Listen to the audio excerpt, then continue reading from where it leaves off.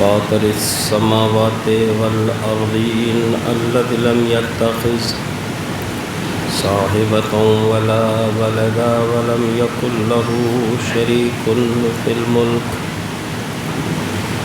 والصلاة والسلام والتحية والإكرام على النبي المكي المدني الهاشمي المطلبي الأبتحي القرشي الطهامي سيدنا ونبينا وشفيع ذنوبنا وطبيب نفوسنا أبي القاسم محمد اللهم صل على محمد وآل محمد وعلى آله الطاهرين المعصومين المظلومين ولعنة الله على أعدائهم وقاتليهم ومنكر فضائلهم أجمعين من الآن إلى قيام يوم الدين آمين يا رب العالمين.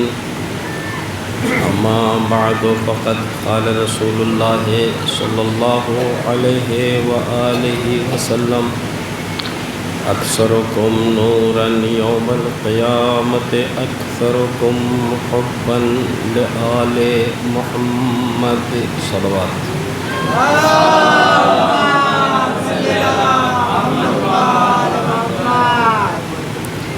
جناب حضور سرور کائنات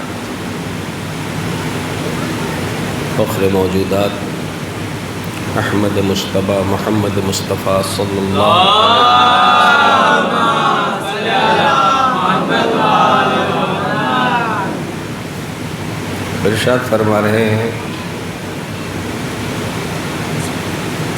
اکثرکم نورا یوم القیامت اکثرکم حبا لآل محمد. تم میں قیامت کے دن سب سے زیادہ روشن اور منور وہ انسان ہوگا جو تم میں سب سے زیادہ آل محمد سے محبت اور عقیدت رکھتا ہو. انسان جب دائرے مذہب میں داخل ہوتا ہے تو اس کو بہت سارے امور انجام دینے ہوتے ہیں جن کو واجب یا مستحب کہا جاتا ہے.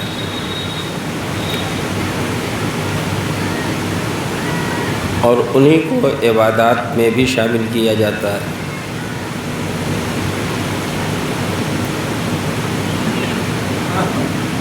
ان عبادات میں کچھ عبادتیں چھوٹی ہوتی ہیں اور کچھ بڑی، کچھ واجب ہوتی ہیں کچھ مستحب. لیکن اگر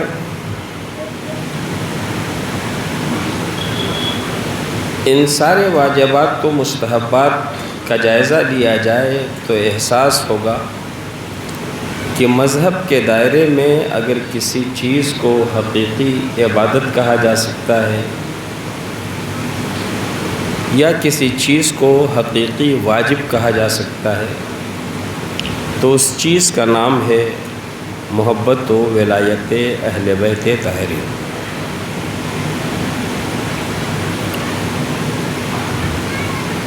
میں نے یہ بات آپ سے کہہ تو دی، لیکن آپ سوچ رہے ہوں گے کہ مذہب کے دائرے میں بہت ساری جو عبادات ہیں ان میں نماز بھی ہے، روزہ بھی ہے، حج بھی ہے، زکوٰۃ بھی ہے، خمس بھی ہے، جہاد بھی ہے، امر بالمعروف بھی ہے، نہی از منکر بھی ہے، تولا بھی ہے، براءت بھی ہے، ولایت بھی ہے، محبت بھی ہے. تو سب کی سب عبادتیں ہیں. اور میں نے یہ کہا کہ مذہب کی حدوں میں اگر کسی چیز کو واقعاً واجب یا حقیقتاً عبادت کہا جا سکتا ہے تو وہ صرف ایک چیز ہے جسے محبت اہل بیت کہتے ہیں. تو اب یہ سوال پیدا ہوگا کہ اگر صرف ایک ہی چیز واجب یا عبادت ہے تو باقی عبادتیں کیا ہیں جنہیں ہم عبادت سمجھ کے انجام دیتے ہیں؟ ہم نماز پڑھتے ہیں عبادت سمجھ کے، ہم روزہ رکھتے ہیں عبادت سمجھ کے، ہم حج کرتے ہیں عبادت سمجھ کے، دوسرے سارے امور انجام دیتے ہیں عبادت سمجھ کے۔ تو اگر ایک ہی چیز عبادت ہے تو باقی ساری چیزیں کیا ہیں؟ یہ سوال پیدا ہوتا ہے۔ جواباً میں آپ کی خدمت میں گزارش کروں گا کہ اگر ہم نماز و روزہ و حج و زکوٰۃ کو عادتاً نہیں پڑھتے بلکہ اس کے اہداف و مقاصد، اس کے رموز پہ نگاہیں ہیں اور اس کے احکام کو ہم جانتے ہیں، تو ہمیں اس بات کا احساس پیدا ہوگا کہ مذہب میں کوئی بھی واجب اس وقت تک پائے تکمیل کو نہیں پہنچتا جب تک وہ بہت سارے واجبات سے نہ گزرے۔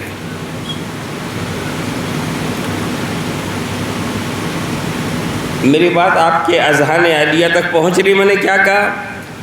میں عرض کر رہا ہوں کہ مذہب میں کوئی بھی واجب اس وقت تک پائے تکمیل کو نہیں پہنچتا جب تک کہ وہ بہت سارے واجبات سے نہ گزرے۔ درحال کہ جتنے بھی واجبات ہیں وہ سب ایک ایک ہیں۔ نماز ایک واجب ہے، روزہ ایک واجب ہے، حج ایک واجب ہے، زکوٰۃ ایک واجب ہے، ساری واجبات ایک ایک ہیں۔ اللہ نے مجھے اتنی استطاعت عنایت فرمائی کہ میں حج کو جا سکوں، تو اس نے مجھ سے یہ کہا وَلِلَّهِ عَلَى النَّاسِ حِجُّ الْبَيْتِ مَنِ اسْتَطَاعَ إِلَيْهِ سَبِيلًا۔ ہر اس آدمی پہ حج بیت اللہ واجب ہے جو وہاں تک جانے کی اجازت استطاعت رکھتا ہو۔ میں نے کہا ہاں پروردگار میں مستطیع ہوں، میں آ سکتا ہوں۔ کہا پھر آ جاؤ۔ میں نے کہا ٹھیک ہے میں آ رہا ہوں۔ میں نے تیاری کی، سفر حج کے لیے میں روانہ ہوں گا۔ جب تک میں حج کی حدوں تک نہیں پہنچا تھا اس وقت تک میں آزاد تھا، لیکن جو ہی میں حج کی حدوں میں داخل ہوا، حدوں میں داخل ہونے کا مطلب سمجھا؟ یعنی جو ہی میں میقات پہ پہنچا جہاں سے حج شروع ہو جاتا ہے، تو وہاں جانے کے بعد فوراً مجھے آرڈر ہوا نیت کر لو کہ یہ تم پہ واجب ہے۔ میں نے نیت کر لی۔ کب؟ احرام پہن لو کہ یہ تم پہ واجب ہے۔ میں نے احرام پہن لیا تو کہ اب تلبیہ کہو کہ یہ تم پہ واجب ہے۔ میں نے تلبیہ کہہ لیا اور آگے بڑھا تو کہ اب تم حدود حرم میں آ گئے ہو، طواف کعبہ کرو کہ یہ تم پہ واجب ہے۔ میں نے طواف کعبہ کیا تو کہ اب جاؤ مقام ابراہیم پہ 2 رکعت نماز پڑھو کہ یہ تم پہ واجب ہے۔ میں نے 2 رکعت نماز پڑھی تو کہ اب تم صفا و مروہ پہ چلے جاؤ کہ یہ تم پہ واجب ہے۔ میں صفا و مروہ پہ گیا، وہاں سعی کی کہ اب تقصیر کرو کہ یہ تم پہ واجب ہے۔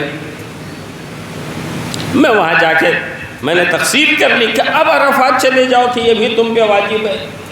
میں وہاں چلا گیا تو کہ اب یہاں سے مزدلفہ جاؤ کہ یہ بھی تم پہ واجب ہے۔ میں جب وہاں پہنچا تو کہا اب کنکری چنو کہ یہ بھی تم پہ واجب ہے۔ میں نے کنکری چھوڑی، کہا اب جا کے شیطان کو مارو یہ بھی تم پہ واجب ہے۔ میں نے شیطان کو مارنا شروع کیا کہ اب جاؤ جانور لو اور اسے ذبح کرو یہ بھی تم پہ واجب ہے۔ وہ کیا تو کہا بالوں کو مڑوا لو یہ بھی تم پہ واجب ہے۔ تو میں گیا کتنے واجب ادا کرنے تھا؟ ایک واجب ادا کرنے گیا تھا، لیکن جب اس کی حد میں داخل ہوا تو یہ بھی واجب، یہ بھی واجب، یہ بھی واجب، یہ بھی واجب، یہ بھی واجب، یہ بھی واجب، اتنے واجب سامنے آئے کہ میرا ذہن الجھنے لگا۔ بھائی ہم کو تو ایک واجب کے لیے بلایا گیا تھا، یہاں واجب کے بعد واجب، واجب کے بعد واجب۔ پروردگار آخر یہ کیا مسئلہ ہے کہ اطمینان سے سارا کام کرتے رہو، اگر ان سارے واجبات میں سے کسی ایک واجب کو تم نے چھوڑا تو تمہارا وہ اکیلا واجب مکمل نہیں ہوگا جسے تم ادا کرنے آئے۔ اور فرما رہے ہیں نا پتہ چلا کہ کسی ایک واجب کو ادا کرنے کے لیے انسان کو بہت سارے واجبات سے گزرنا پڑتا ہے۔ اسی طرح نماز ہے۔ اگر کوئی شخص نماز نہیں پڑھے ہے اور سوچے کہ یہ مجلس ختم ہوتے ہوتے بھی رہے گا نماز کا وقت، میں جلدی سے یہی نماز پڑھ لوں گا، وضو کر کے آیا ہے، مجلس ختم ہوئی، اس نے جو ہی سوچا کہ اب مجھے نماز پڑھ لینی چاہیے، تو نماز بھی ایک ہی واجب ہے، لیکن جو ہی وہ سوچے گا کہ اب مجھے نماز پڑھنی چاہیے تو مذہب کی آواز آئے گی، جب پڑھنی چاہیے تو بیٹھے کیا ہو، کھڑے ہو جاؤ، یہ قیام تم پہ واجب ہے۔ جب وہ کھڑا ہو گیا تو کہا اب نیت کرو کہ نیت تم پہ واجب ہے، نیت کی کہا اب تکبیرۃ الاحرام کہو کہ یہ تم پہ واجب ہے، تکبیر کہی تو کہا اب قرات کرو کہ یہ تم پہ واجب ہے، قرات کی تو کہا قیام متصل پر رکوع کرو کہ یہ تم پہ واجب ہے، قیام متصل پر رکوع کیا تو کہا اب تمہارے لیے رکوع واجب ہے، رکوع ہو گیا تو کہا سجدہ واجب ہے، سجدے ہو گئے تو دوسری رکعت میں تشہد واجب ہے، تشہد ہو گیا تو دوسری یا تیسری یا چوتھی میں سلام واجب ہے، اور ان کے ساتھ ترتیب اور موالات بھی واجب ہے۔ تو ہم ایک واجب ادا کرنے جا رہے ہیں اور ہمیں اسے مکمل کرنے کے لیے ہمیں بہت سارے واجبات سے گزرنا پڑ رہا ہے۔ نماز میں ہم جن واجبات سے گزرتے ہیں ان واجبات کی دو قسمیں ہیں۔ دیکھیں میں نے بات کہا تھی شروع کی، یاد ہے آپ کو؟ جی میں نے بات یہاں سے شروع کی ہے کہ مذہب کے حدوں میں اگر کوئی چیز حقیقی واجب ہے یا حقیقی عبادت ہے تو وہ صرف اور صرف ولایت و محبت اہل بیت ہے۔ بات بڑھ یہاں سے گئی کہ آپ نے کہا پھر یہ نماز روزہ کیا ہے، یہ حج و زکوٰۃ کیا ہے، تو میں نے جواب میں کہا کہ اگر انسان ہر عبادت کے مسائل سے واقف ہے تو اسے پتہ چلے گا کہ کسی ایک واجب کو ادا کرنے کے لیے بہت سارے واجبات سے گزرنا پڑتا ہے۔ حج اور نماز کی میں نے مثال دی اور یہاں تک پہنچا کہ نماز کے جو واجب ہوتے ہیں اس کی ان واجبات کی دو قسمیں ہیں۔ دو قسمیں کیا ہیں؟ واجب رکنی، واجب غیر رکنی۔ کچھ وہ ہوتے ہیں واجب صرف واجب ہوتے ہیں اور کچھ وہ ہوتے ہیں جو واجب رکنی ہوتے ہیں۔ واجب اور واجب رکنی کا فرق یہ ہے کہ اس عمارت میں پلر بھی ہے، دیوار بھی، ضرورت کے وقت آدمی دیوار ہٹا سکتا ہے، عمارت نہیں گرے گی، لیکن اگر پلر ہٹانے کی کوشش کرے تو عمارت گر جائے گی۔ ٹھیک ہے، واجب دونوں ہے، دیوار بھی اور پلر بھی، مگر ضرورت کے وقت دیوار توڑ کے دروازہ بنایا جا سکتا ہے، کھڑکی لگائی جا سکتی ہے، مگر پلر نہیں توڑا جائے گا، اس لیے کہ پلر پہ پوری عمارت کا دار و مدار ہے۔ واجب اور واجب رکنی میں یہی فرق ہے کہ واجب دیوار ہے اور واجب رکنی پلر ہے۔ اسی لیے اگر نماز کے درمیان کسی واجب کو آدمی بھولے سے چھوڑ دے اور یہ سوچے کہ نماز ٹوٹ گئی تو نماز نہیں ٹوٹی، مذہب کہتا ہے تم آگے بڑھو اور جو کچھ کم یا زیادہ ہوا ہے اس کے سلسلے میں ہمارے احکام ہیں، آگے بڑھو، بعد میں ہم تمہیں بتائیں گے کہ تمہیں سجدہ سہو کرنا ہے یا نماز احتیاط پڑھنی ہے، ان میں سے کوئی کر لینا، تمہاری نماز بچ جائے گی۔ لیکن وہ واجب جو واجب رکنی ہے، اگر آپ اسے عمدن یا سہون کسی بھی حال میں بھولے اور چھوڑ دیا تو اب مذہب آپ کو آگے بڑھنے کی اجازت نہیں دیتا، جہاں ہے وہی نماز ختم، اب دوبارہ نماز پڑھیے، ٹھیک ہے نا؟ یعنی پوری نماز کی عمارت اس رکن کے چھوٹنے کی وجہ سے گر گئی۔ یہاں تک اگر میری بات آپ حضرات کے ذہن میں آ گئی ہو تو اب مجھے کہنے دیجئے، واجب جس کے چھوٹنے سے نماز نہیں جائے گی، بھولے سے چھوٹا ہے تو تدارک کیا جائے گا، واجب رکنی جس کے چھوٹنے سے نماز چلی جائے گی، تدارک ممکن نہیں ہے۔ محبت و ولایت اہل بیت عصمت و طہارت اس اہم ترین واجب کا نام ہے جس ایک واجب کو مکمل کرنے کے لیے انسان کو بہت سارے واجبات سے گزرنا ہے، اور اس ایک عبادت کو مکمل کرنے کے لیے جن واجبات سے گزرنا ہے ان واجبات میں نمازیں ہیں، ان میں روزہ ہے، ان میں حج ہے، ان میں زکوٰۃ ہے، ان میں خمس ہے، ان میں جہاد ہے، ان میں امر بالمعروف ہے، ان میں نہی عن المنکر ہے، ان میں تولا ہے، ان میں تبرع ہے، ان میں غربا پروری ہے، ان میں یتیم نوازی ہے، ان میں آپس میں ایک دوسرے کے حقوق کی پاسداری ہے۔ جب تک انسان ان سارے واجبات سے نہیں گزرے گا حقیقت محبت و ولایت اہل بیت تک نہیں پہنچ سکتا۔ اگر آدمی چاہتا ہے کہ وہ حقیقت وجوب اہل بیت تک پہنچے تو اسے ان تمام واجبات سے گزرنا ہے، اور خود یہ محبت اہل بیت ان تمام عبادتوں کے لیے وہ واجب رکنی ہے کہ اسے عمدن چھوڑا جائے یا سہون، جو ہی عبادات سے محبت اہل بیت ہٹے گی نماز نہیں رہ جائے گی، روزہ نہیں رہ جائے گا، حج نہیں رہ جائے گا، زکوٰۃ نہیں رہ جائے گی، خمس نہیں رہ جائے گا، جہاد نہیں رہ جائے گا، بلکہ کوئی کہہ رہا ہوگا زاہد تیری نماز کو میرا سلام ہے، بے حب اہل بیت عبادت ہے۔ صلوات بر محمد و آل محمد۔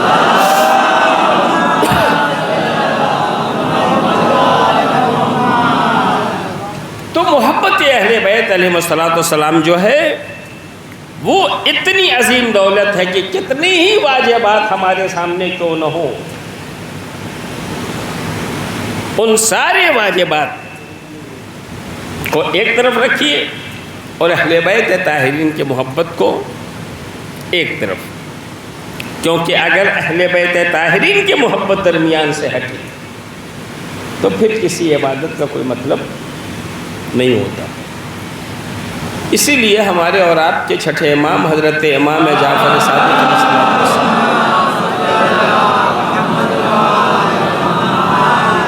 ارشاد فرماتے ہیں کہ اساس الاسلام علی خمسۃ اشیاء، اسلام کی بنیادیں 5 چیزوں پر رکھی گئی ہیں: الصوم والصلاۃ والحج والزکاۃ والولایہ۔ جن 5 چیزوں پہ مذہب کی بنیاد رکھی گئی ہے اس میں نماز ہے، روزہ ہے، حج ہے، زکوٰۃ ہے اور ولایت اہل بیت ہے۔ معصوم سے پوچھا گیا اس میں افضل کون ہے؟ فرمائی الولایہ، سب سے افضل اس میں ولایت ہے، اس لیے کہ وہ ہے تو یہ سب ہے، اور اگر وہ نہیں ہے تو ان میں سے کچھ بھی نہیں ہے۔ دوسری حدیث میں پھر معصوم اسی انداز سے فرماتے ہیں، تھوڑا سا فرق ہے۔ امام فرماتے ہیں اسلام کی بنیادیں 5 چیزوں پہ رکھی گئی ہیں: نماز و روزہ، حج و زکوٰۃ و خمس، حج و زکوٰۃ و ولایہ، نماز روزہ حج زکوٰۃ اور ولایہ۔ پھر فرماتے ہیں پہلی 4 چیزوں میں چھوٹ ہے، 5ویں میں کوئی چھوٹ نہیں ہے۔ کیا فرمایا؟ اسلام کی بنیادیں 5 چیزوں پہ: نماز روزہ حج زکوٰۃ اور ولایت۔ پہلی 4 چیزوں میں چھوٹ ہے، 5ویں میں کوئی چھوٹ نہیں ہے۔ جب اس حدیث کو بیان کیا جاتا ہے تو ہمارا نوجوان بہت خوش ہوتا ہے کہ پہلی 4 چیزوں میں چھوٹ ہے، نماز، روزہ، حج اور زکوٰۃ، پانچویں میں کوئی چھوٹ نہیں، ولایت میں کوئی چھوٹ نہیں ہے۔ تو نوجوان خوش ہوتا ہے، زور سے نعرے لگاتا ہے کہ مولانا صاحب ہم تو بہت پہلے ہی کہہ رہے تھے کہ اگر ولایت ہے تو نہ نماز کی ضرورت ہے، نہ روزے کی، نہ حج کی، نہ زکوٰۃ کی، لیکن آپ لوگ نہیں مانتے تھے ہماری بات۔ تو وہ نعرہ لگا کے بتانا چاہتا تھا کہ اب آپ بھی حدیث سنا رہے ہیں، ہم نے کوئی حدیث نہیں سنائی تھی۔ عزیزان گرامی، دیکھیے یہ مجالس جو ہے یہ ایک اہم ترین درسگاہ کی حیثیت رکھتی ہے، اور یہاں انسان اپنے ذہن کو بہت کھلا رکھے اور بہت غور و فکر کے ساتھ باتوں کو سنے تاکہ اس کا کام آ سکے۔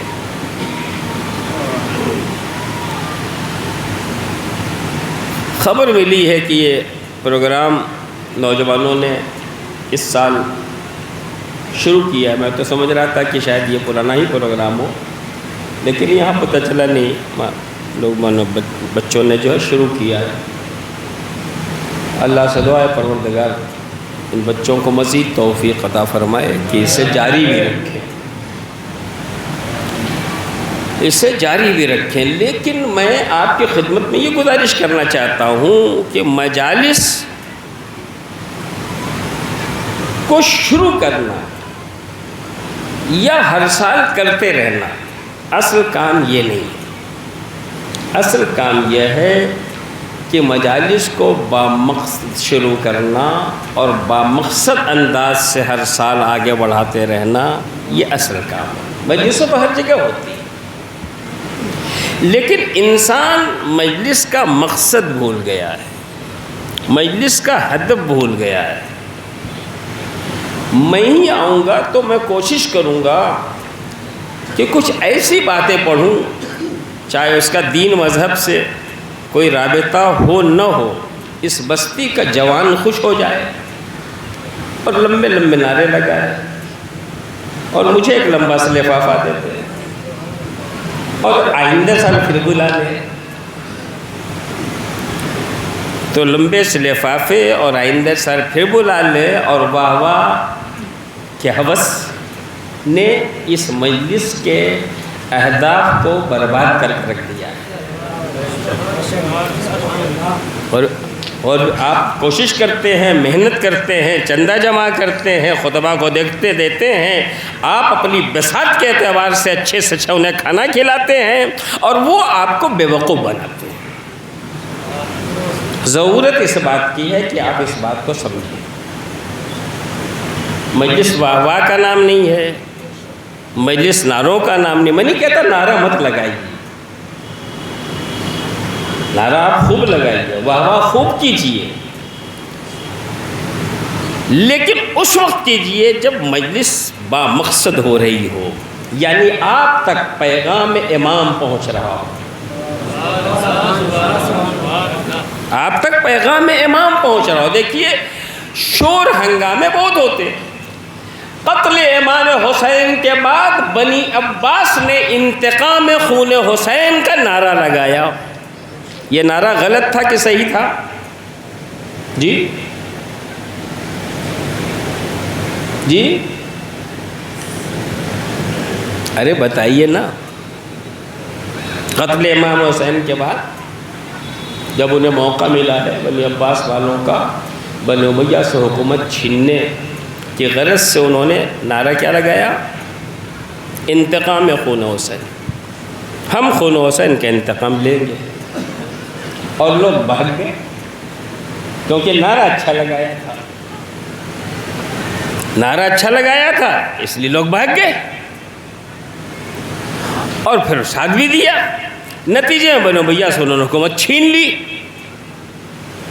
اور جب بنی امیہ سے حکومت چھین لی تو انہوں نے اہل بیت تو شیعان اہل بیت پہ بنی امیہ سے کہیں زیادہ مظالم ہے، ٹھیک ہے، میرے کہنے کا مقصد یہ ہے کہ اچھے نعروں پہ خالی دھیان نہ رہے، بلکہ نعروں کے بعد اچھے کاموں پہ بھی دھیان رہے۔ صلوات جے محمد و آل محمد۔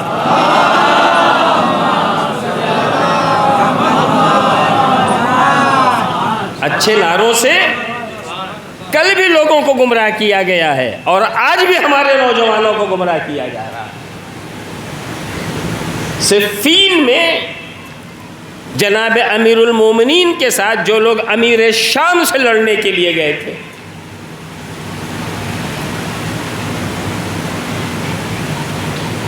طویل جنگ ہوئی۔ امیر شام کو اس وقت تک مسلمانوں کے ناحق خون بہنے کا کوئی احساس نہیں پیدا ہوا، لیکن جب جنگ کے اختتام پہ مالک اشتر امیر شام کے خیمے تک پہنچے کہ اب امیر شام پہ آخری حملہ ہو اور جنگ ختم ہو جائے،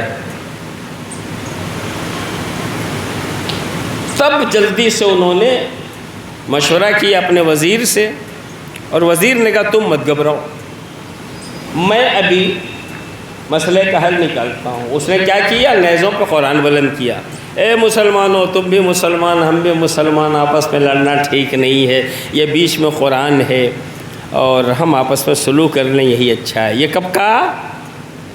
جب تک یہ امید تھی کہ یہ جیتیں گے نہیں تب تک لڑتے رہے، تب تک ان کا خون بہاتے رہے۔ جب دیکھا اب ہم ہار جائیں گے قطعی طور پہ، تب انہوں نے قرآن اٹھایا، دین کا نام دیا اور کیا کہا؟ ہمارے تمہارے درمیان خدا کی کتاب ہے اور اس کے واسطے سے تم سلوک کر لو، لڑنا اچھا نہیں ہے، خام خواہ مسلمانوں کا خون بہہ رہا ہے۔ تو یہ جو قرآن اٹھایا تھا غلط کیا تھا، اللہ کا جو نام لیا تھا غلط کیا تھا جی۔ ہمارے درمیان خدائی حکم ہے، اس کو ہم حکم مان لیتے ہیں اور اس کی باتوں پہ عمل کرتے ہوئے ہم سلوک کرتے ہیں۔ نعرہ جو لگایا تھا انہوں نے غلط نہیں تھا نا، نعرہ صحیح تھا، اتنا صحیح تھا کہ امیر المومنین نے اس نعرے کے بارے میں کیا فرمایا؟ مولا فرماتے ہیں کلمۃ حق یراد بہ الباطل۔ امام نے یہ نہیں کہا کہ یہ جو کہہ رہے ہیں غلط ہے، امام فرماتے ہیں ان کی بات صحیح ہے، ارادہ غلط ہے۔ صلوات جے محمد و آل محمد۔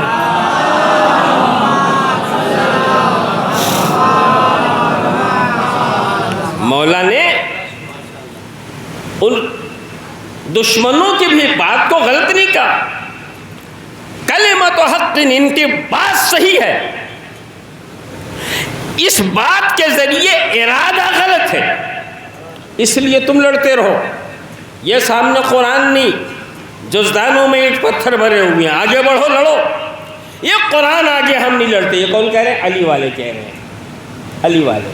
یعنی جب ایک نعرہ دھوکے سے لگا دیا جائے تو علی والے بھی راستے سے ہٹ جاتے ہیں۔ صلوات علی محمد و آل محمد۔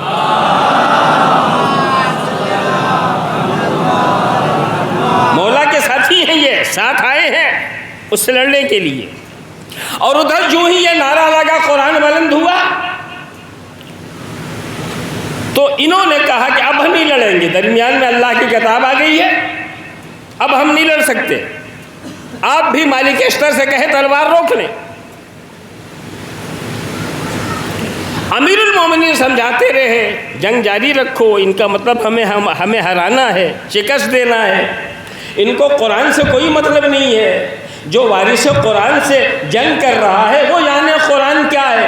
مولا علی سمجھاتے رہے، مگر جو قوم نعروں سے بھاگ جاتی ہے اس کی سمجھ میں نہیں آیا کہ علی کیا کہہ رہے ہیں۔ سمجھ رہے ہیں؟ نتیجہ کیا ہوا؟ نتیجہ یہ ہوا کہ انہوں نے کہا کہ علی اگر تم جنگ نہیں روکو گے تو ہم تمہیں مار ڈالیں گے، تمہیں قتل کر دیں گے۔ اب جب امیر المومنین دیکھا کہ ہماری فوج ہمارے مخالف ہو گئی ہے تو اب لڑائی کیسے ہو سکتی؟ بھئی ایک دشمن سے لڑ رہے ہیں ہم، اور اسی درمیان جو ہماری فوج خود ہمیں قتل کرنے پہ آمادہ ہو گئی ہے، اب جنگ کیسے ہو سکتی ہے؟ نتیجے میں امیر المومنین نے جناب مالک اشتر کے پاس قاصد بھیجا، جاؤ ان سے کہو جہاں ہو وہاں سے واپس آ جائیں۔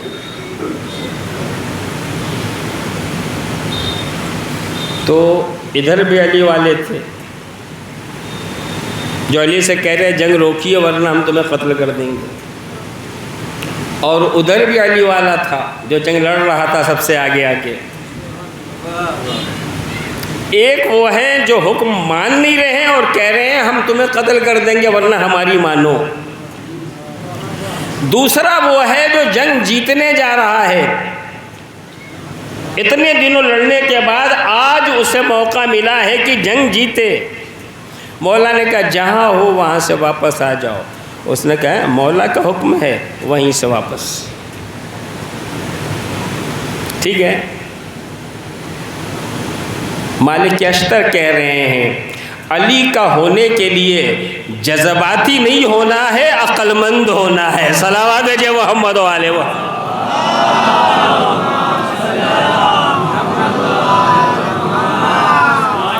اگر کوئی علی والا بننا چاہتا ہے تو جذباتی نہ بنے، ورنہ لوگ جذبات سے کھیلیں گے اور علی ہی کے مقابلے میں اسے لا کے کھڑا کر دیں گے۔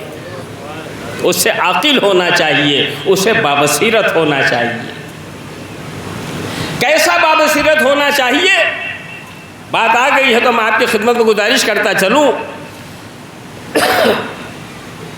ایک بزرگ عالم دین،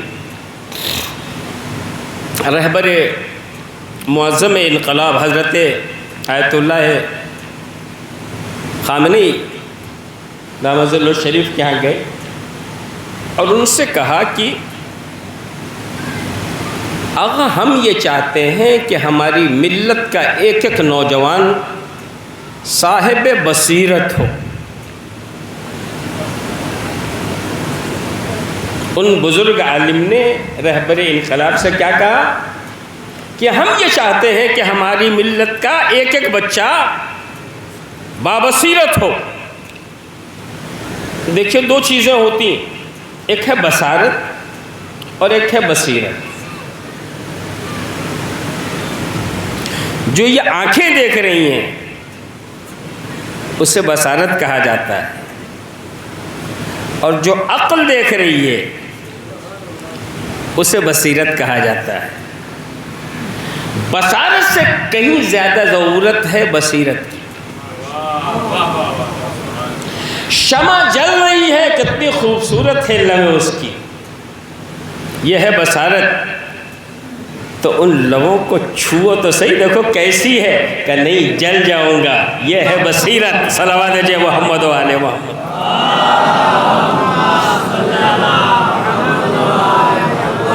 وہ جلن دکھائی نہیں دے رہی ہے، مگر کہاں سے دیکھا کہ یہ بصیرت ہے، عقل کہہ رہی ہے کہ چھوؤ گے تو جل جاؤ گے۔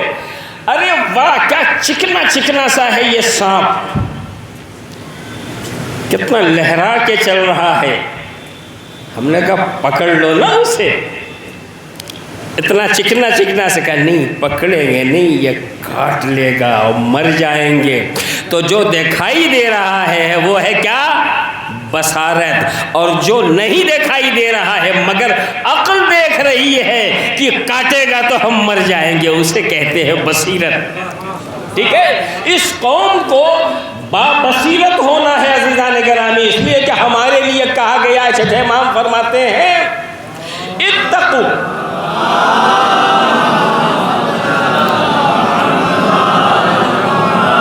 چھٹے امام فرماتے ہیں اتقوا فراست المومن فإنه ينظر بنور اللہ۔ مومن کی فراست یعنی اس کی بصیرت و دانائی سے ڈرتے رہو، اس لیے کہ مومن اپنی آنکھوں سے نہیں اللہ کے نور سے دیکھتا ہے۔ ہمیں بابصیرت بننا ہے۔ تو وہ شخص، وہ عالم دین رہبر سے کہتے ہیں ہم چاہتے ہیں ہماری ملت کا ہر نوجوان صاحب بصیرت ہو. ٹھیک. رہبر پوچھتے ہیں کہ آپ اپنے بچوں کو یعنی اپنی ملت کے نوجوانوں کو، اپنی قوم کے فرزندوں کو کتنا بابصیرت بنانا چاہتے ہیں؟ کتنا بابصیرت بنانا چاہتے ہیں؟ تو انہوں نے کہا میں چاہتا ہوں کہ کم سے کم ہماری ملت کا ہر بچہ مقداد بنے. مقداد جانتے ہیں نا؟ ان عالم نے کہا میں یہ چاہتا ہوں کہ میری ملت کا ہر بچہ کم سے کم جناب مقداد بنے، اتنی بصیرت رکھتا ہوں. تو رہبر کہتے ہیں بس آپ اتنی چاہتے ہیں؟ کہا بھائی مقداد جیسی بصیرت ہو یہ بہت بڑی بات ہے. آپ کیا چاہتے ہیں؟ کہ میں چاہتا ہوں کہ ہماری ملت کا ہر بچہ کم سے کم مالک اشتر ہو جائے. مالک اشتر بھی علی کے امیر المومنین کے صحابی اور مقداد بھی امیر المومنین کے صحابی. وہ کہتے ہیں میں چاہتا ہوں مقداد ہو جائے، اور رہبر کہہ رہے ہیں میں چاہتا ہوں ہر بچہ مالک اشتر ہو. فرق کیا ہوا بھائی؟ دونوں مولا کے چاہنے والے کا، دونوں مولا کے چاہنے والے تو ہیں مگر بصیرت میں فرق ہے. امیر المومنین کے گلے میں رسی بندھی ہوئی ہے، مقداد صحابی امیر المومنین ہے مگر کھڑے دیکھ رہے ہیں کہ مولا تلوار کے قبضے پہ ہاتھ ہے، اور کھڑے دیکھ رہے ہیں اور سوچ رہے ہیں مولا کہیں تو میں یہ کروں. مالک کے اندر جذبہ ہے، ایسا نہیں ہے، کوئی کمی نہیں ہے، مگر بس مالک تلوار پہ قبضے پہ ہاتھ رکھے ہوئے سوچ رہے ہیں مولا کے گلے میں رسی بندھی ہوئی، مولا ذرا سا اشارہ دے تو میں بھی یہ کروں. یعنی اشارے کے منتظر ہیں کون؟ جناب مالک اشتر اور جناب مقداد. اور جناب مالک اشتر وہ ہیں کہ اگر علی نہ بھی ہو تو وہ وہی کریں گے جو علی ہوتے تو کرتے.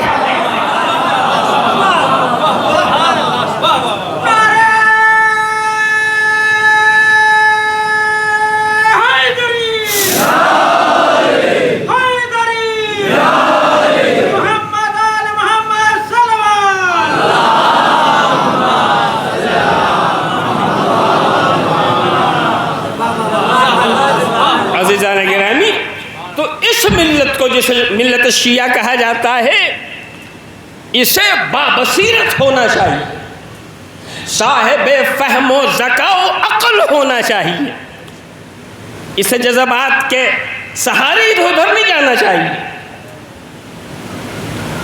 بلکہ ہمیشہ اسے اندر تک کی خبر ہونی چاہیے کہ مقصد کیا ہے اس چیز کا، اس کا صحیح ہدف سامنے آ رہا ہے کہ نہیں آ رہا ہے. تو مجلس عزیزان گرامی دعا ہے پروردگار عالم سے کہ اس مجلس کو بھی اللہ دوام عطا فرمائے، نوجوانوں کے جذبات کو باقی رکھے اس سلسلے میں اور انہیں مزید توفیق عطا فرمائے. لیکن نوجوانوں میں آپ سے یہ کہوں گا کہ فقط جذبات نہیں، آپ اس بات کا خیال رکھیے کہ یہ مجالس ہماری صرف واہ واہ کی نظر نہ ہو بلکہ ملت کے لیے، قوم کے لیے اور بچوں کے لیے پیغام رسانی کا ذریعہ بنے، تاکہ ہماری ملت میں ایک تغیر پیدا ہو، ایک تبدل پیدا ہو اور یہ ملت کسی کام آ سکے. ملت کو بنایا جاتا ہے، خود سے نہیں بنتی.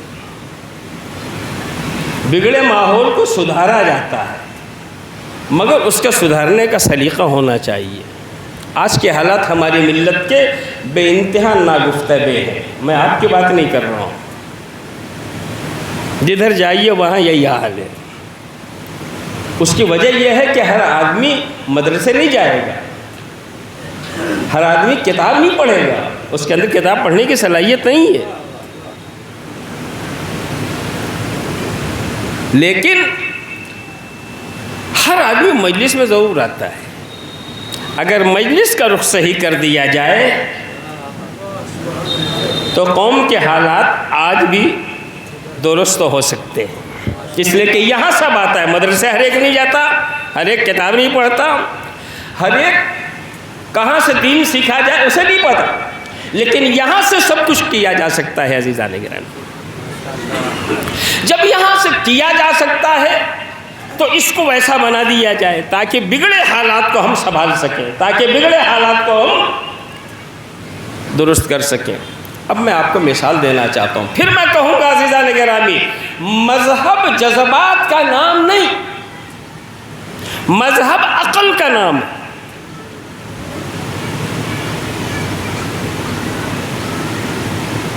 عقل کسے کہتے جانتے ہیں؟ عقل کی جو تعریف کی گئی ہے وہ یہ ہے کہ ما عبد بہ الرحمن واکتسب بہ الجنان۔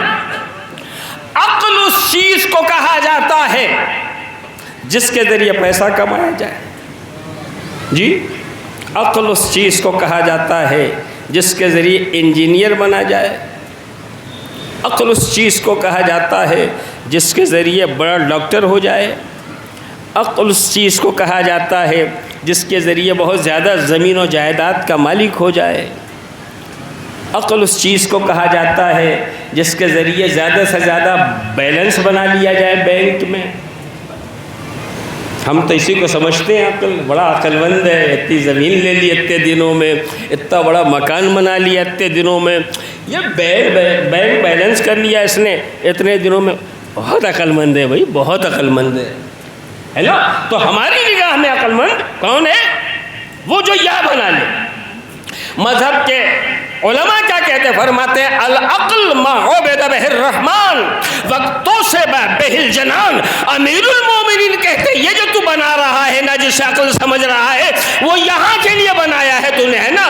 امیر المومنین کیا کہتے ہیں؟ اے بندے، تجھے یہاں بھیجا گیا ہے، یہاں کے لیے نہیں بلکہ کسی اور دنیا کے لیے، یہاں آ کے وہاں کے لیے بنا۔ توجہ ہے نا؟ تو جو یہاں کے لیے بنا ہے، عاقل وہ نہیں ہے جو یہاں رہ کے وہاں کے لیے بنا۔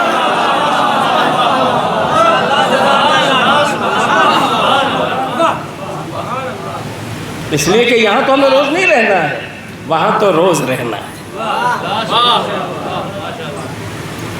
تو اگر ہماری نگاہ میں یہاں بنا لینے والا عقل مند ہے جو سب چھوڑ کے جائے گا، تو اگر کوئی وہاں بنا رہا ہو جو سب لے کے جائے گا یا سب اس تک پہنچ جائے گا۔ اسی لیے عقل کی تعریف کیا ہوئی؟ العقل ما عبد بہ الرحمن واکتسب بہ الجنان۔ عقل اسے کہتے ہیں جس کے ذریعے رحمان کی اطاعت کی جائے، عقل اسے کہتے ہیں جس کے ذریعے رحمان کی اطاعت کی جائے، واکتسب بہ الجنان، اور جس کے ذریعے جنت کو حاصل کیا جائے۔ صلوات علی محمد و آل محمد۔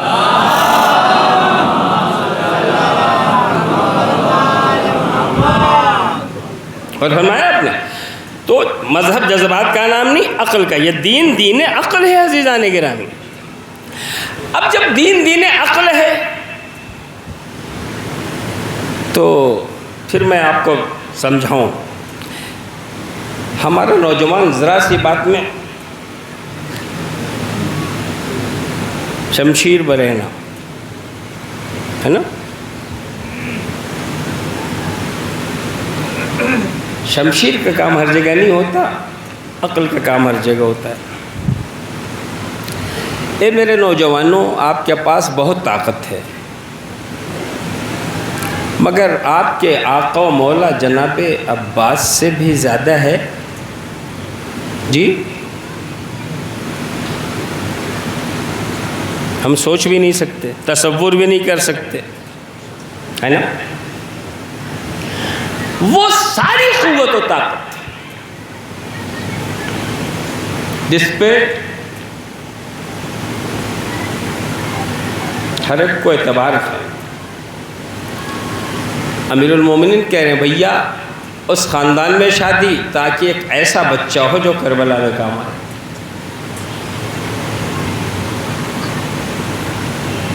اور شروع سے لے کر آخر تک جس ذات پہ سب سے زیادہ اہل حرم کو بھروسہ تھا ظاہری اعتبار سے، اس ذات کا نام کیا ہے؟ جناب عباس. ٹھیک ہے، اب میں آپ سے پوچھوں گا کہ مولا عباس نے وہ کہاں کیا جو ہم کر دیتے اگر ہم ہوتے؟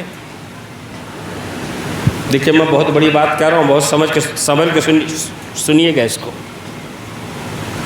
مولا عباس نے وہ کہاں کیا جو ہم کر دیتے اگر ہم ہوتے؟ مطلب کیا ہوا؟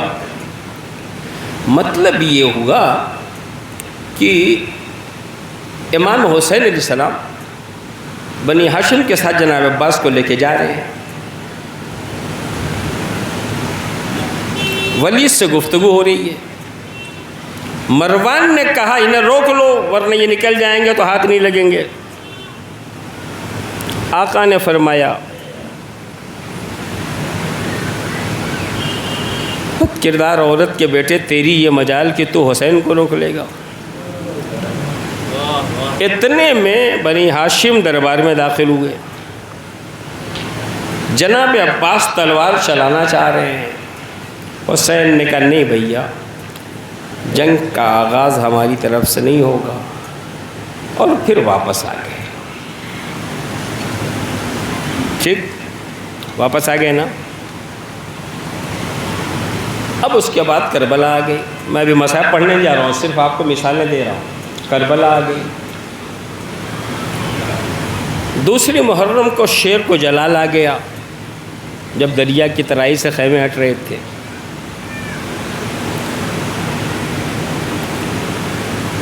اگر ذرا امام نہ روکتے تو تلوار چل جاتی، مگر امام نے کہا نہیں بھئی عباس،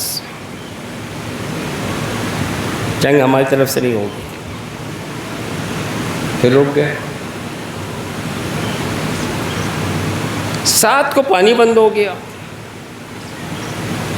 آگے بڑھ کے بچے التش کے صدائیں دیتے رہے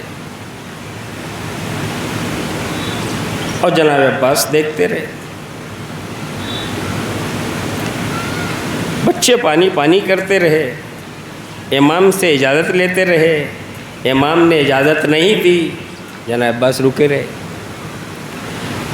حسین کے سارے ساتھی تقریباً قتل ہو گئے. عباس کا جی چاہ رہا ہے کہ ہم بھی جائیں، مگر امام بار بار روک رہے ہیں. جناب عباس رکے ہوئے ہیں. اب جب موقع ملا بھی ہے کہ یہ ٹوٹا ہوا نیزہ لے لو، تلوار کو یہاں رکھ دو، جنگ کی اجازت نہیں ہے، پانی لے کے آ جاؤ. جناب عباس نے پھر بھی زور نہیں دیا کہ اب تک تو آپ نے لڑنے نہیں دیا، اب لڑنے کی بات آئی ہے تو کہہ رہے تلوار رکھ کے جاؤ. جی کہیں جناب عباس نے زور دیا اس بات کا؟ جبکہ جناب عباس کو بچپن سے یہ بات معلوم ہے کہ ہمیں کربلا کے لیے ذخیرہ کیا گیا ہے. جناب زہیر نے شب عاشور کہا تھا عباس تمہیں پتہ ہے تمہیں کس دن کے لیے خزانہ کیا گیا؟ تو ایک انگڑائی لی تھی شیر نے، بند قبا ٹوٹ گئے. کہا زہیر تم مجھے شجاعت دلا رہے ہو، کل بس مولا سے اجازت دلا دو پھر میں بتاتا ہوں کربلا ہے کہ خیبر کا میدان. جو علی کا لال رات میں یہ کہہ رہا ہے وہ دوسری محرم سے 10ویں محرم تک اتنا خاموش کیوں ہے؟ کیا اس کے پاس جذبات نہیں ہے؟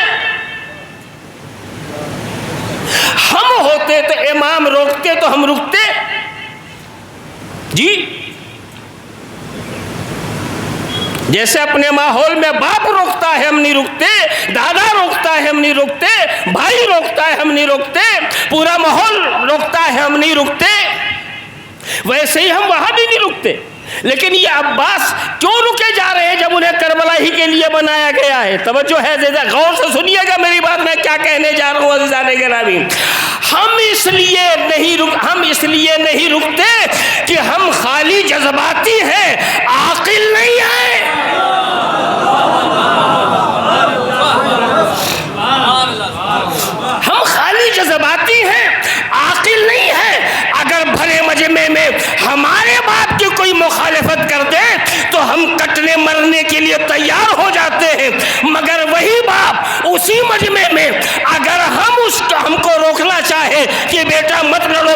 کیے دے رہا ہوں تو ہم اس کی بات نہیں مانتے. توجہ ہے نا؟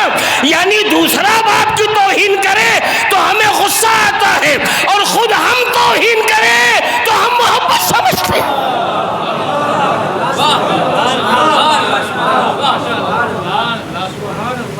دوسرا اگر ان کی بات نہ مانے تو ہمیں غصہ آتا ہے، لیکن ہم خود ان کی بات نہیں مان رہے. نہ جاؤ بیٹا، میں تمہیں منع کر رہا ہوں، میں تمہارا باپ ہوں، خبردار یہ نہ کرنا. کریں گے بابا. آپ کو بھلا کیسے کہہ دیا اس نے؟ تو دوسرا مخالفت کرے تو آپ کو غصہ آتا ہے، آپ خود مخالفت کر رہے ہیں تو سمجھ میں آ رہا ہے کہ نہیں ابا سے محبت کرتا ہوں. عباس یہی بتانا چاہتے ہیں کہ اگر امام کیوں ہو تو امام کے رہو. امام اگر کہے تمہاری مرضی کے مطابق حکم دے تب بھی امام کے رہو، مرضی کے خلاف حکم دے تب بھی امام کے رہو. اس لیے کہ مذہب جذبات کا نام نہیں ہے، عقل کا نام ہے. عقل کا کام ہے، عقل کا کام ہے اللہ کی عبادت، جنت حاصل کرنے کی کوشش. اب اگر ہم حکم امام کی مخالفت کر کے چلے جائیں تو یہ عبادت نہیں ہوگی، اس لیے کہ عبادت وہ ہے جو اطاعت امام میں وقت صرف ہو رہا ہے. صلوات علی محمد و آل محمد.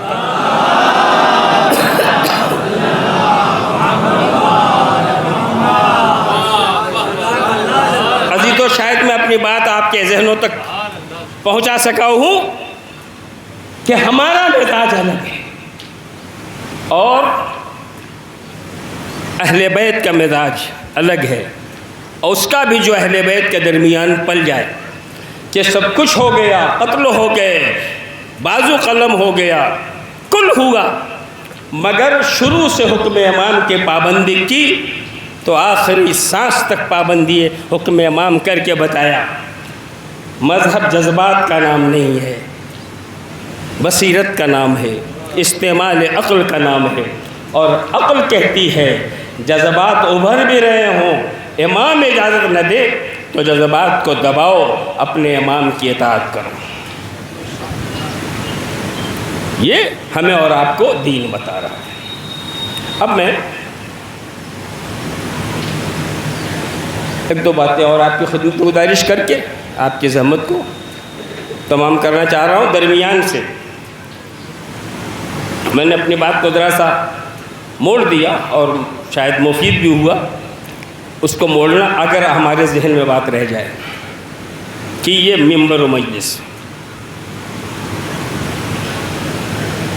یہ ممبر و مجلس، اس کے ذریعے چاہے تو ہم قوم کو سلا دیں،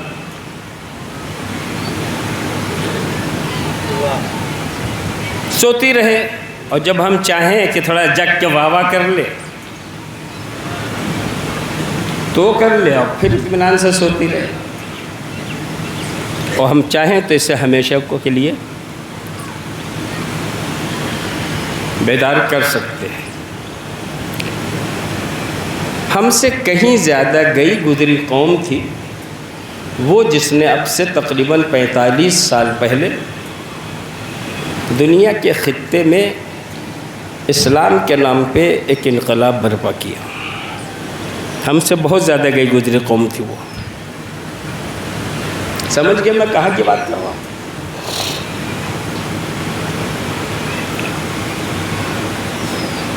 اب جسے ہم جمہوریہ اسلامی ایران کہتے ہیں، انقلاب سے پہلے وہ صرف ایران کہا جاتا تھا، اور میں ایران کی بات کر رہا ہوں.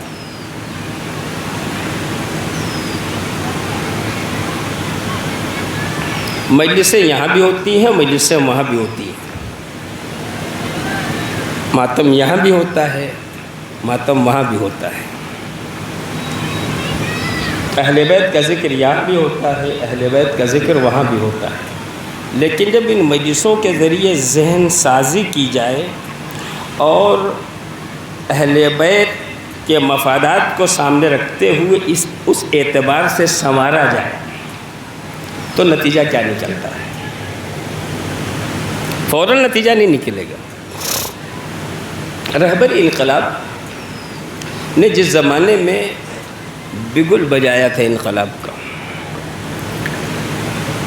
تو جب آدمی کمزور ہوتا ہے تو قریب والے بھی دور ہو جاتے ہیں، تو بہت سارے اپنے بھی دور ہو گئے تھے۔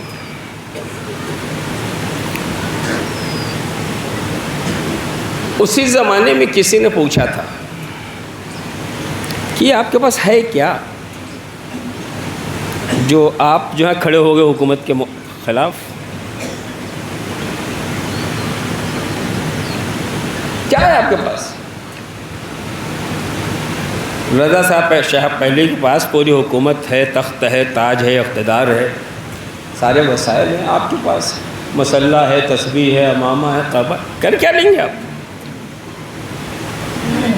تو انہوں نے کہا تھا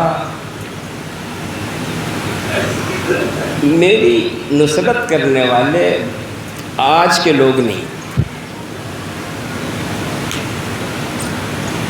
میرا ساتھ دینے والے تو ابھی ماں کی آغوش میں پل رہے ہیں، جب وہ جوان ہوں گے تو انشاءاللہ۔ ٹھیک ہے،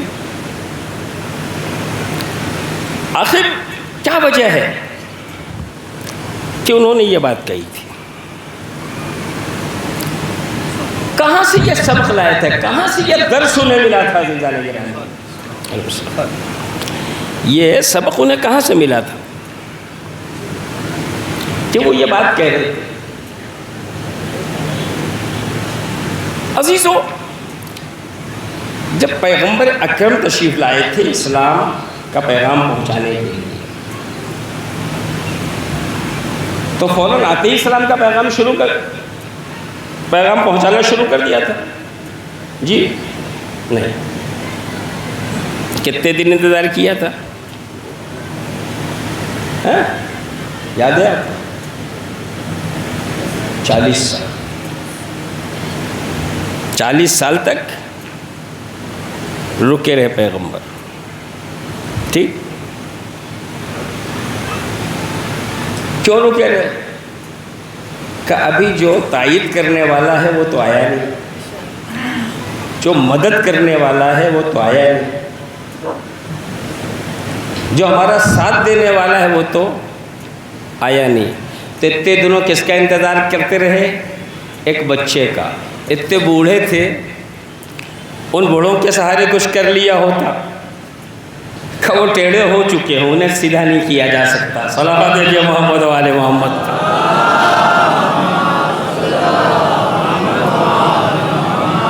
ہے نا؟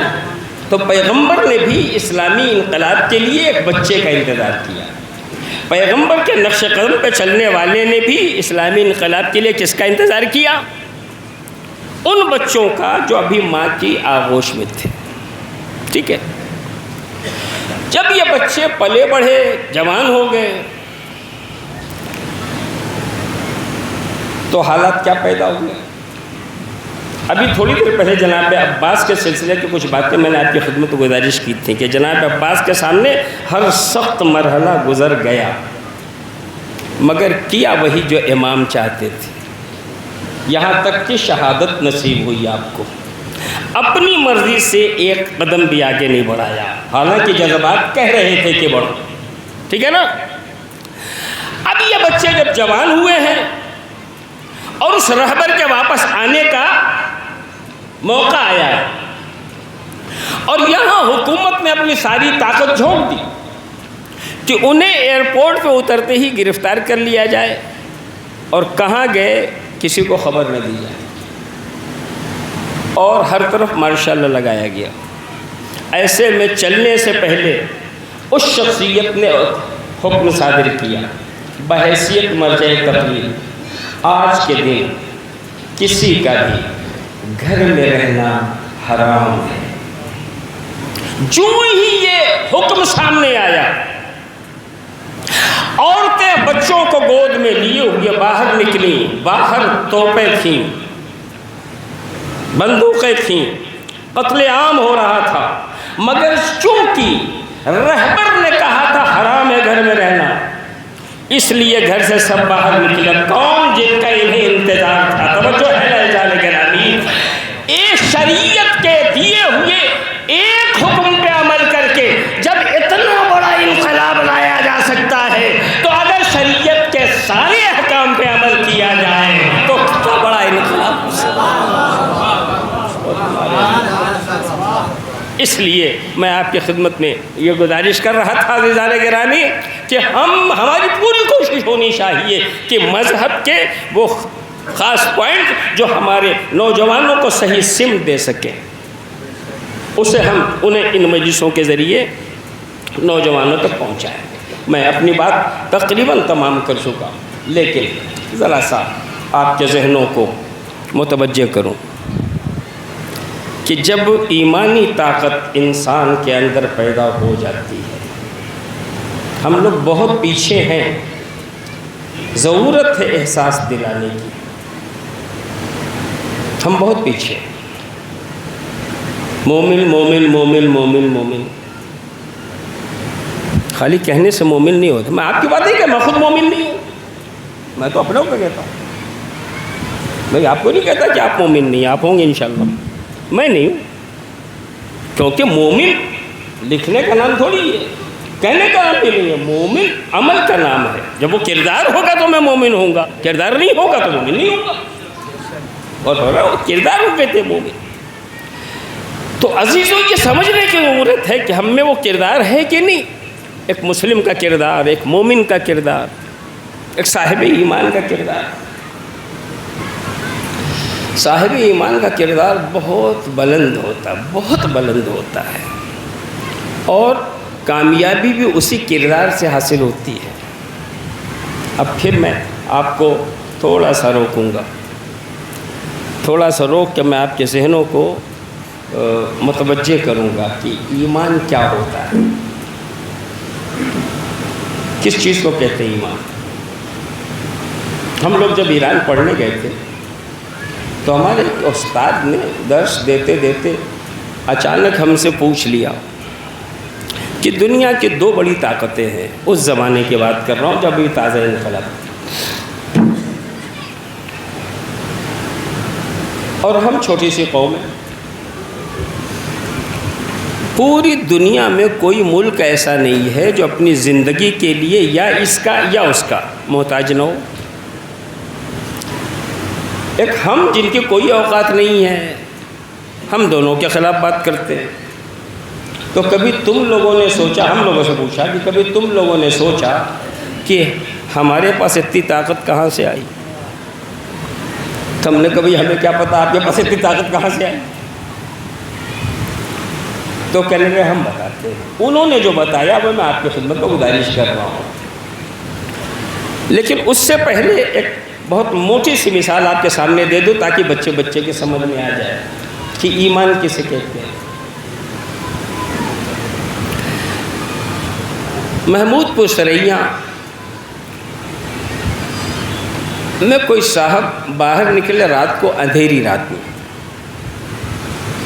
دیوار کے پاس جو گئے تو وہاں ایک پودا تھا جو بہت تیز ہلا، اور جب ہلا تو بیچارے ڈر گئے تو ذرا پیچھے کھسکے اور کھسک کے غور سے دیکھ رہے ہیں تو پہلے تو خالی سایہ تھا، پھر دو آنکھ دکھائی دینے لگی، پھر اس کی پیشانی نظر آنے لگی، پھر پورا چہرہ سامنے آ گیا، پھر ایک پورا وجود دکھائی دینے لگا، اور پھر وہ ڈر کے بہت تیز بھاگ گئے۔ ٹھیک ہے، اب دوسرے دن وہ مول صاحب کے پاس گئے، مول صاحب میں بہت ڈر گیا، وہاں کوئی بھوت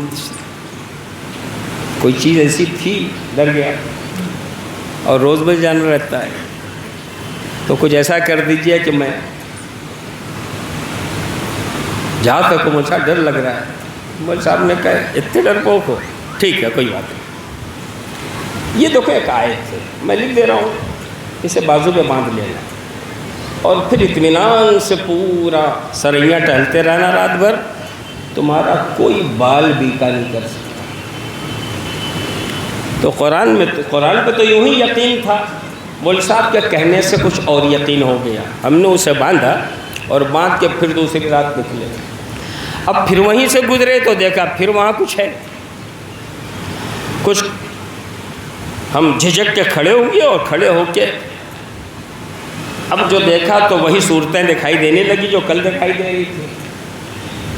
مگر خیال آیا کہ میں نے قرآن باندھ رکھا ہے, آیت باندھ رکھی ہے, اور اس کے ہوتے ہوئے کوئی میرا بال بیکا نہیں کر سکتا. تو ہمت کی, دیکھو تو صحیح کیا ہے. اب جو قریب پہنچے تو دیکھا پتے ہیں, لالیاں ہیں, ٹہلیاں ہیں, اور اندھیرے میں دور سے جو میرا دماغ کام کر رہا تھا یوں وہ شکل بنتی چلی جا رہی تھی. ٹھیک ہے نا.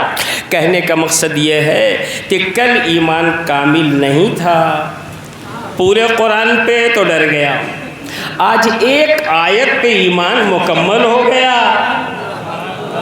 صلوات دیجیے محمد و آل محمد.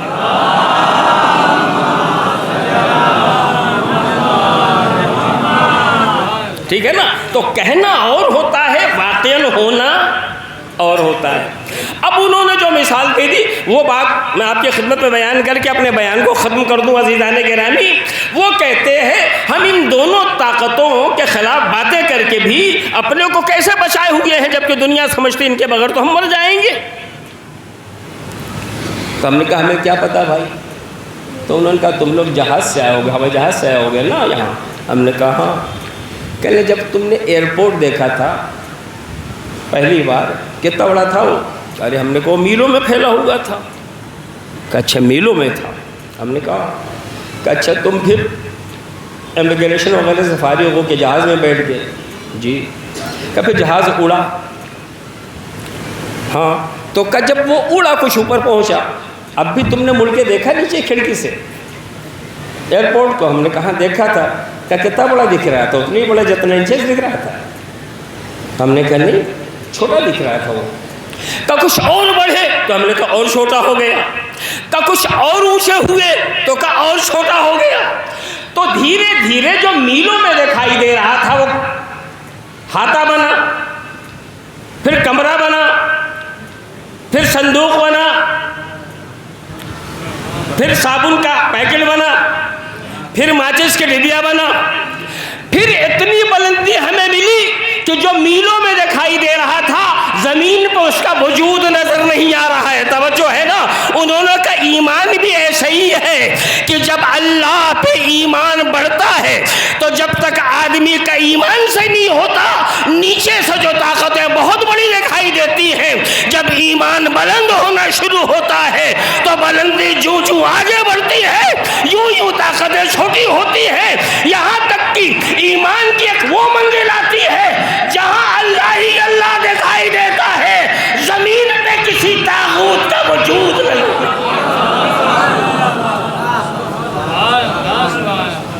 عزیزان گرامی, ضرورت ہے کہ ہم اپنی قوم کو, اپنے نوجوانوں کو اس مرحلے پہ لے آئیں تاکہ ہمارا نوجوان دین و ملت کے لیے کام کر سکے اور اس ملت کے حالات کی بہتر سے بہتر اصلاح ہو سکے. انہوں نے اس انداز سے جب مذہب کو مانا تو کوئی سوچ بھی نہیں سکتا تھا کہ اتنا زمانہ گزرنے کے باوجود, چاروں طرف دشمن ہونے کے باوجود بھی ان کی زندگی بچے گی. مگر یہ ان کی قوت ایمانی ہے جس نے انہیں بچا رکھا ہے اور بتایا کہ آج بھی گر ہو براہیم کیمور کے ساتھ قربانیاں دینے کے بعد آنے والی نسلوں کو بتایا جائے کہ دین کو بچانے کے لیے اور اس کو ہمیشہ ہمیشہ باقی رکھنے کے لیے کس شعور کی ضرورت ہوتی ہے, کس بصیرت کی ضرورت ہوتی ہے. حسین لڑنے کربلا نہیں آئے تھے, حسین خود شہید ہونے آئے تھے اور اس شہادت کی خبر خود امام دے رہے ہیں. ہاں جنگ اس لیے ہوئی تاکہ کوئی یہ نہ کہے کہ طاقت ہی نہیں تھی, بے بسی میں مارے گئے. نہیں, حسین نے اپنی طاقت کا مظاہرہ کیا کہ باوجود کہ ہم اپنی طاقت کو منتشر کر چکے ہیں محمد حنفیہ کو کہیں چھوڑ دیا، مسلم کو کسی طرف بھیج دیا، عباس کو تنہا لے کے آئے ہیں، لیکن اس کے بعد بھی ہم میں اتنی طاقت ہے کہ اس پورے لشکر کا ہم مقابلہ کریں، لیکن مقابلہ کرنے میں ہم وہ کام نہیں کر سکیں گے جو ہم کرنا چاہتے ہیں، اس لیے کہ ہمیں وہ مقصد اسی وقت میسر ہو سکتا ہے اور اس مقصد کو ہم حاصل کر سکتے ہیں جب ہم شہادت کو پیش کر دیں۔ چنانچہ امام کربلا کی سرزمین پہ درجہ شہادت میں فائز ہونے کے لیے آئے اور 3 دن کے بھوک و پیاس میں شہید ہوئے۔ مکے سے جب چلے ہیں، لوگوں نے کہا مولا کہاں جا رہے ہیں عراق کی طرف؟ کہ اللہ اس بات کو پسند کرتا ہے کہ مجھے اپنی راہ میں شہید دیکھے، یعنی ابھی کربلا آئے نہیں ہیں اور حسین اپنی شہادت کی خبر دے رہے ہیں۔ پھر یہ اہل حرم کو کہاں لے جا رہے ہیں؟ کہ خدا اس بات کو پسند کرتا ہے کہ انہیں اپنی راہ میں اسیر دیکھیں۔ پھر کربلا آ گئے امام، اور پھر ہر ظلم کو سہ کے حسین 10 محرم کو ایک ایک قربانی پیش کر رہے ہیں، ایک ایک شہید کو اجازت دے رہے ہیں، اور جب وہ آخری صدا دیتا ہے تو امام جاتے ہیں، اس کا لاشہ اٹھاتے ہیں، گنج شہیدہ میں لا کے رکھتے ہیں اور سجدہ شکر کرتے ہیں، یہ کہتے ہوئے پروردگار میری طرف سے اس قربانی کو اپنی بارگاہ میں قبول کر لے۔ لیکن ایسا نہیں تھا کہ حسین کو دکھ نہیں ہو رہا تھا ساتھیوں کے جانے کا، لیکن ابھی مرحلہ امتحان تھا، حسین امتحان کے فرائض کو ادا کر رہے تھے۔ دکھ کا اظہار کب ہوا؟ جب حسین کا ایک ایک ساتھی مارا گیا اور اب حسین خود آمادہ ہو کے کربلا کی سرزمین پہ جنگ کے لیے آئے ہیں۔ تب حسین بتا رہے ہیں میرے کیسے کیسے جگر کے ٹکڑے درجہ شہادت پہ فائز ہو گئے۔ اب جو تلوار نکالی تو کہتے جا رہے ہیں تم نے میرے حر کو مار دیا، تم نے میرے حبیب کو مار دیا، تم نے میرے مسلم ابن اوسجا کو مار دیا، تم نے میرے زہیر قین کو مار دیا، تم نے میرے عباس کے بازو قلم کر دیے، تم نے میرے قاسم کی لاش پامال کر دی۔ یہ کہتے جا رہے ہیں اور تلوار چلاتے جا رہے ہیں۔ دشمن کی فوج میں الامان والحدیث کی صدائیں بلند ہو رہی ہیں اور بالآخر دشمن بھاگتا ہوا دور جا پہنچا۔ روایتیں کہتی ہیں شام کی فوجیں کوفے کی دیواروں سے ٹکرا رہی ہیں اور حسین اکیلے میدان میں کھڑے ہوئے۔ کچھ دیر کے بعد بھاگی ہوئی فوجیں پھر لوٹی۔ علی کے لال نے پھر تلوار کو نیام سے نکالنا چاہا۔ حاطب کی آواز گونجی اے نفس مطمئن اپنے رب کی طرف پلٹ جا، ایسے عالم میں کہ وہ تجھ سے راضی ہے تو اس سے راضی ہے، اس کے بندوں میں چلا، اس کی جنت میں داخل ہو جا۔ حسین رب کی مرضی کو محسوس کر کے تلوار کو نیام میں رکھتے ہیں۔ نتیجے میں قریب سے حملے ہوئے، کسی نے تیر چلائے، کسی نے تبر، کسی نے شمشیر، جس کے پاس کچھ نہ تھا اس نے ڈھیلے چلانے شروع کیے۔ نبی کی گود کا نولہال پلا ہوا نولہال پشت برس پہ ڈگمگا رہا ہے، جانب زمین متوجہ ہوا۔ امام زمانہ نے اپنے جد نامدار پہ سلام کیا، سلام اس جد مقتول پہ جب زین سے گرا تو نہ زین پہ تھا نہ زمین پہ، تیروں پہ جسم ناظرین حسین رکا ہوا ہے، آہستہ آہستہ خاک کربلا کی طرف بڑھ۔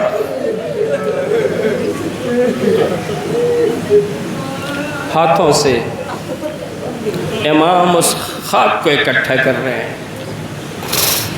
جب اتنی بلند ہوئی کہ پیشانی رکھیں، سر کو رکھا، الہی قد وفیت بعہدی اوف بعہدک، پروردگارا میں نے اپنا وعدہ وفا کر دیا، میرے مالک تو اپنا وعدہ وفا کر دے۔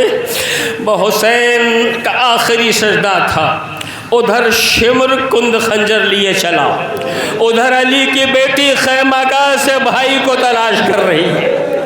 جب میمنہ و میسرہ و قلب لشکر کہیں حسین نظر نہ آئے، زہرا کی لاڈلی تلے زینبیہ سے اپنے بھائی کو نگرانی کے ساتھ تلاش کر رہی ہے، دیکھا کہ نشیب میں جسم پڑا ہے، شمر کند خنجر لیا آگے بڑھ رہا ہے، دائیں بائیں دیکھا، حسین کا کوئی یاور و ناصر نظر نہ آیا، بے سر سعد کو خطاب کیا، یا ابن سعد لا تنظر ویقتل ابو عبداللہ الحسین، ارے سعد کے بیٹے تو کھڑا دیکھ رہا ہے اور میرا ماں جایا سب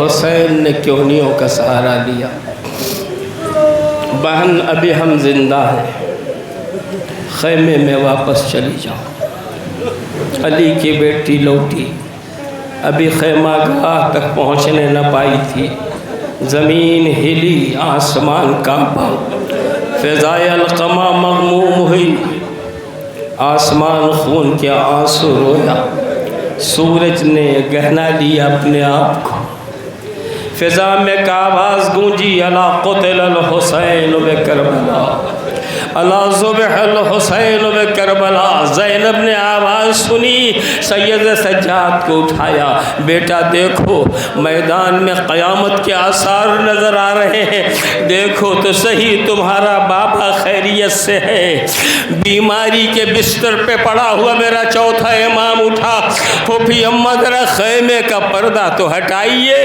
علی کی بیٹی نے خیمے کا پردہ ہٹایا، ہر طرف اپنے بابا کو تلاش کیا، کہیں نظر نہ آئے، اچانک خولی کے نیزے طویل پہ امام کی نگاہ پڑی، آواز دی، السلام علیک یا ابا عبداللہ، السلام علیک یا ابن رسول اللہ۔